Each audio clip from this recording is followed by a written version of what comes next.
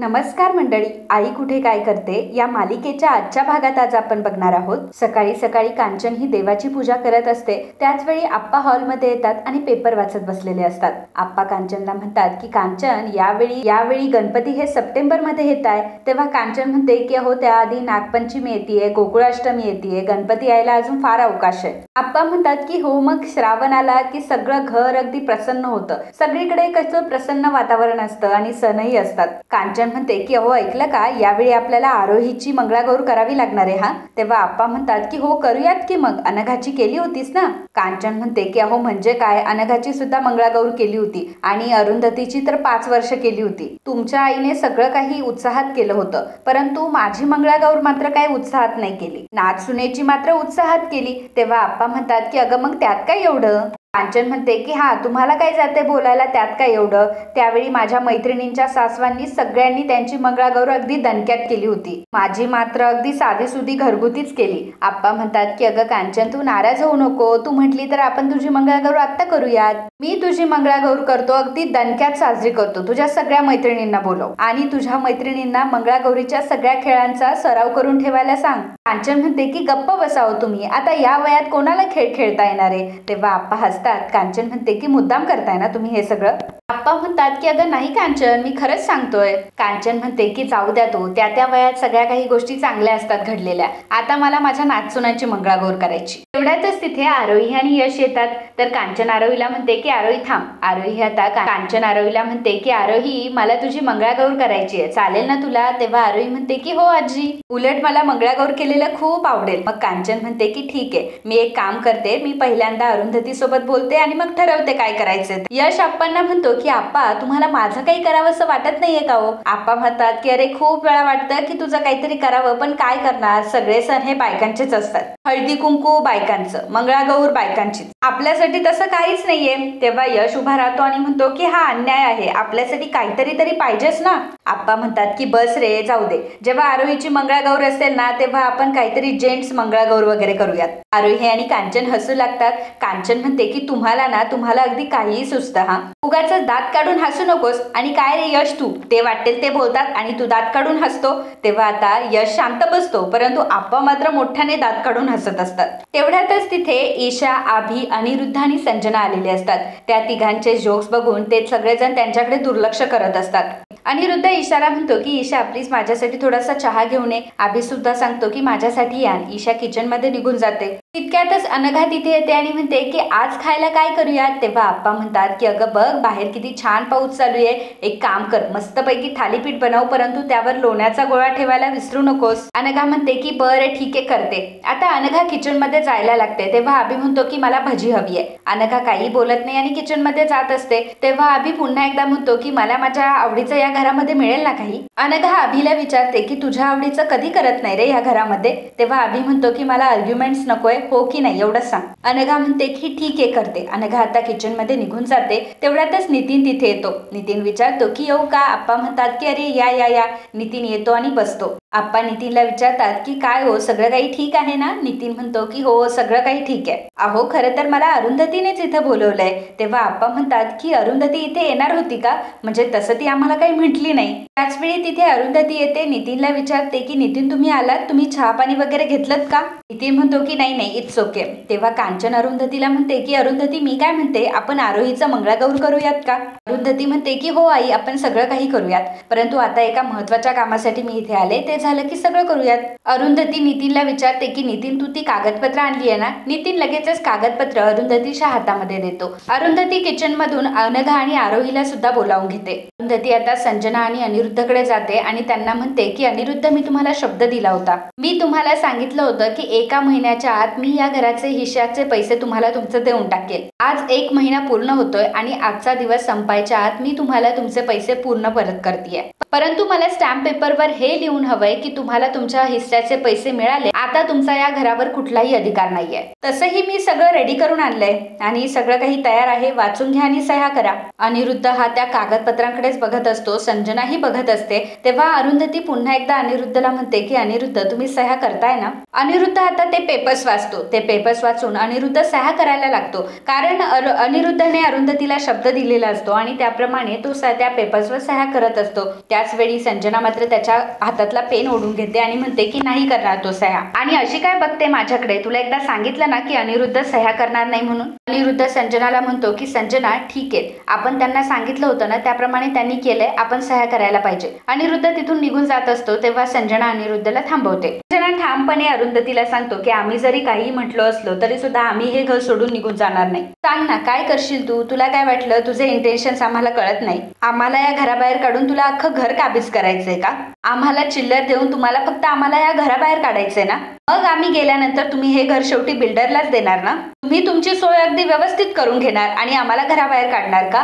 अनिरुद्ध, मी तुला सांगते की आपण या घरातून अजिबात कुठेही जायचं नाही. पप्पा म्हणतात की संजना, तुझं हे आता अजिबात चालणार नाही. तुम्ही सांगितल्याप्रमाणे अरुंधतीने पैसे जमा केलेत आणि तुम्ही सांगितलेल्या मुदतीच्या आतच ती तुम्हाला देतीये. त्यामुळे आता तुम्हाला या घरावरचे हक्क सोडावे लागतील आणि तसा तुम्ही त्यांना शब्दही दिला होता. त्यामुळे अरुंधतीने आणलेल्या कागदपत्रावर तुम्ही निमूटपणे सह्या करा आणि निमूटपणे या घरातून निघा. संजना म्हणते की आप्पा, तुम्ही हे सगळं बोलताय, तुम्हाला काहीच वाटत नाही का हो की अनिरुद्धला या घराबाहेर काढताना तुमचा स्वतःचा मुलगा आहे ना तो?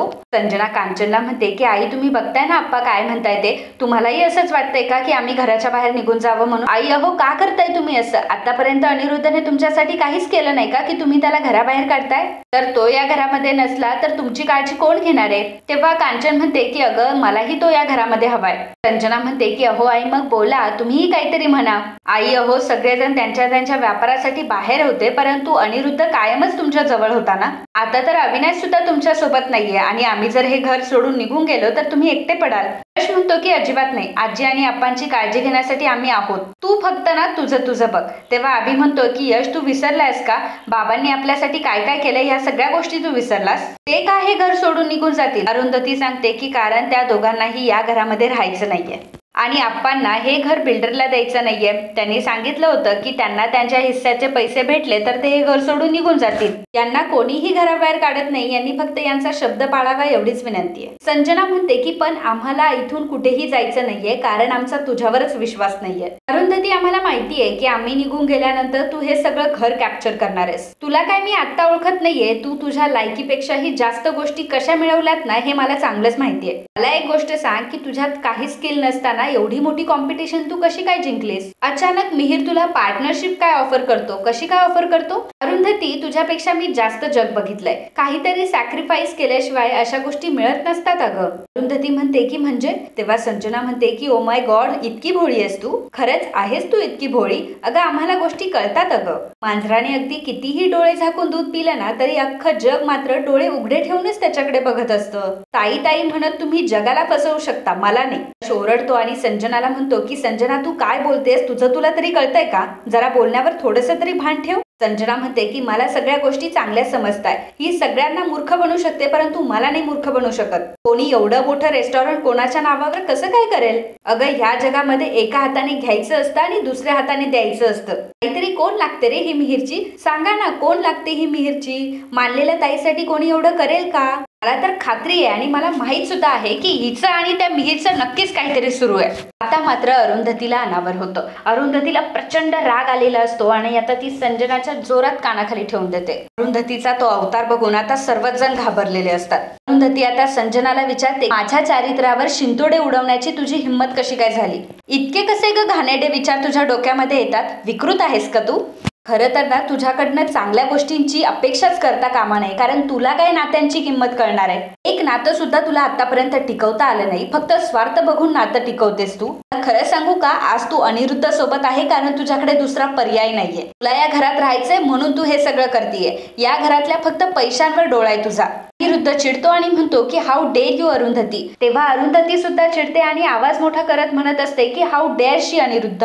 माझ्या चारित्र्याबद्दल वाटेत ते बोलत असताना तुम्ही तिला नाही जाब विचारलात? ती खालच्या पातळीवर येऊन माझ्याशी बोलतीये तेव्हा तुम्हाला बोलावंसं नाही वाटलं मध्ये? मग मला सांगा की तुम्ही आता माझ्यावर का ओरडताय? तुम्ही दोघंही आत्ताच्या आत्ता इथून निघा. असं म्हणत अरुंधती आता संजनाच्या हाताला धरते आणि संजनाला धक्के मारत घराच्या बाहेर काढते। संजना आता अनिरुद्धवर सुद्धा फिरते आणि अनिरुद्धला ती म्हणते की अनिरुद्ध तुम्हाला सुद्धा हाताला धरून बाहेर काढायचंय की आता तुम्हाला रस्ता दिसतोय पुढे। अनिरुद्ध सुद्धा आता घरातून बाहेर निघालेला असतो तेव्हा आता संजना त्याला थांबवते आणि अरुंधतीला म्हणते की अरुंधती तुझा या घरावर काही अधिकार नाहीये, समजलं तुला? अरुंधती म्हणते की मग मीच तुला या घराबाहेर काढले, आत्ताच्या आत्ता इथून निघा। अरुंधती तिच्या मतांवर अगदी ठाम असते। संजना तिला बोट दाखवत म्हणत असते की तू हे बरं करत नाहीयेस हा, सोडणार नाही मी तुला आणि नाही तुला आता रस्त्यावर घेऊन आले ना तर नाव बदलेल मी। यश इकडे पटकन आता संजनाच्या आणि अनिरुद्धच्या रूम मध्ये गेलेला असतो आणि त्यांचं सामान पॅक करत असतो। ईशा येते आणि म्हणते की यश काय करतोयस तू? यश म्हणतो की दिसत नाही का तुला, बाबा आणि संजनाचं मी सामान पॅक करतोय, नाहीतर पुन्हा हे सामान राहिलं आणि पुन्हा येतील आपल्या घरामध्ये। ईशा म्हणते की यश उगाच आगाऊपणा करू नको, बाबा इथून कुठेही जाणार नाहीये। तेव्हा यश म्हणत असतो की त्यांना तर इथून जावंच लागणार आहे, त्यांनी सांगितलं होतं ना की त्यांच्या हिस्स्याचे पैसे भेटल्यावर ते इथून जातील, मग जाताय त्यात नवल काय आहे? ईशा म्हणते की हे बघ मी बाबाला आणि संजना आंटीला इथून जाऊ देणार नाहीये हा। यश म्हणतो की त्यांना तर इथून जावंच लागणार आहे। ईशा म्हणते की या सगळ्यामध्ये आईचा काय संबंध आहे? तेव्हा यश म्हणतो की आईचा काय संबंध आहे हे बोलताना तरी तुला लाज वाटते का? अगं आईने हे सगळं आपल्यासाठी केलंय। तेव्हा ईशा म्हणते की यश तुला कळतंय का? अरे आईने हे सगळं तिच्यासाठी केलं, बघ बाबा आणि संजना कुठेही जाणार नाहीये असं म्हणून ईशा आता यशच्या हातातून बॅग ओढत असते। तर यश सुद्धा ईशाच्या हातातून बॅग ओढत असतो। त्याच वेळी अभि तिथे येतो आणि म्हणतो की काय चाललंय तुमच्या दोघांचं, तुम्ही दोघंही आता इथेच भांडत बसणार आहे? ईशा म्हणते की अरे दादा बघ ना हा काय करतोय ते, हा बाबा आणि संजनाला घराबाहेर काढण्यासाठी किती उतावळा झालाय। अभि म्हणतो की बस करा आता दोघंही, कारण आता बाबा आणि संजना दोघंही निघालेत, त्यांना बाय करायला तरी चल ईशा। ईशा म्हणते की नाही आपण त्यांना कुठेही जाऊ द्यायचं नाही। अभि म्हणतो की तुला माहिती आहे ना बाबा शब्दाचे किती पक्के आहे, बाबांनी आईला शब्द दिला होता माहितीये ना तुला, आता निदान ही बॅग तरी दे, बाहेर पडताना 4 कपडे तरी त्यांच्या अंगावर असू देत। ईशा म्हणते की नाही मी हे होऊ देणार नाही। ईशा आता खाली जाते तर आता सर्वजण बाहेर उभे असतात। अनिरुद्ध आणि संजना यांच्या बॅगा आता यशने आणून दिलेल्या असतात। अनिरुद्ध त्याची बॅग उचलतो परंतु संजना म्हणत असते की अनिरुद्ध थांब, आपण हे घर सोडून कुठेही जाणार नाही। अभि म्हणत असतो की हो बाबा तुम्ही इथेच राहणार आहात, तुम्हाला हे घर सोडून कुठेही जायची गरज नाही। ईशा म्हणते की हो बाबा तुम्ही कुठेही जाणार नाही, अहो हे तुमचं घर आहे, हे बघा मी तुम्हाला इथून कुठेही जाऊ देणार नाहीये। तेव्हा अनिरुद्ध रडायला लागलेला असतो आणि म्हणत असतो की जाऊ दे ईशा मला सोड, मी आता कुठेही कोणाचं ऐकणार नाही, मी जातोय। ईशा म्हणते की अगं आजी तू तरी काहीतरी बोल बाबांना, तू तरी त्यांना जायला सांगू नकोस। कांचन आता अनिरुद्धला बोलायला येते तेव्हा आता आप्पा कांचनचा हात धरतात आणि तिला पुढे जाऊ नकोस असं सांगतात। अभि अनिरुद्धला म्हणत असतो की बाबा हो तुमच्याशिवाय मला आहे तरी कोण, अहो प्लीज तुमच्याशिवाय आम्हाला कोणीच नाहीये। ईशा म्हणते की हो बाबा प्लीज तुम्ही आम्हाला सोडून जाऊ नका, तुमच्याशिवाय आम्ही पोरके होऊन जाऊ। संजना अरुंधतीला म्हणते की आता तर तुला खूप आनंद होत असेल ना, हेच करायचं होतं ना तुला, मुलांना तुला अनिरुद्ध पासून लांब करायचं होतं। अगं मुलं म्हणजे काय तुला खेळणं वाटतं का? वाटेल तेव्हा त्यांना दूर करायचं, वाटेल तेव्हा त्यांना जवळ घ्यायचं, मुलांचा विचार न करता दुसरं लग्न करून तू इथून निघून गेलीस। मुलांना तू वाऱ्यावर सोडलं परंतु अनिरुद्ध तर कायम मुलांसोबत होता। अनिरुद्ध मुलांना कधीच सोडून गेला नाही, म्हणून तर ईशाचं आणि अभिचं दोघांचंही अनिरुद्धवर प्रेम आहे। आणि हीच गोष्ट ना तुझ्या डोळ्यात खुपते, तू फक्त मुलांना वडिलांपासून लांब करत नाहीयेस, एका आईला सुद्धा तू मुलापासून लांब करते। एकदा आईकडे बघ, अगं त्यांच्या डोळ्यात तुला दुःख दिसत नाहीये का, बघ एकदा त्यांच्याकडे। तेव्हा कांचन अरुंधतीला म्हणते की अरुंधती अगं मला मान्य आहे ग, मला माहिती आहे की अनिरुद्ध म्हटला होता की तो हे घर सोडून निघून जातोय आणि म्हणून तर तो हे घर विकायला तयार झाला होता, परंतु अगं तो हे घर आता विकणार नाहीये, परंतु जर तो घर विकणार नसेल तर त्याला इथे राहायला काय प्रॉब्लेम आहे। कांचनचे हे बोलणं ऐकून अरुंधती आता कांचनकडे बघू लागते। आणि मित्रांनो आजचा हा भाग इथेच संपतो, पुढील भागामध्ये आपल्याला बघायला मिळणार आहे कांचन ही अनिरुद्धला म्हणत असते की अनिरुद्ध अरे नको ना जाऊ। तेव्हा अनिरुद्ध म्हणतो की नाही आई आता येतो, मी येतो नाही आता डायरेक्टली जातोच असं म्हणून संजना आणि अनिरुद्ध दोघंही आता निघालेले असतात। थोडे दूर जातात तर गेटमध्येच आता अनिरुद्ध हा चक्कर येऊन पडलेला असतो। सगळेजण खूप घाबरतात। ईशा अभि आणि यश तिघेही आता अनिरुद्धकडे आलेले असतात। अभि अनिरुद्धला चेक करत असतो तर यश विचारत असतो की अभि अरे काय झाले, तेव्हा अभि मात्र शांत असतो। घरातले सर्वजण बाहेरच बघत असतात। अरुंधती तर पुढेही गेलेली नसते, कारण अरुंधतीला असं वाटतं की हे नक्कीच अनिरुद्धचे नाटक असेल। आता हे नाटक आहे की काय आहे हे आपल्याला पुढे बघायला मिळेलच, परंतु आजच्या भागाबद्दल तुमचं काय मत आहे हे आम्हाला नक्की कळवा। And if you like my video please do subscribe, share and comment. Thank you.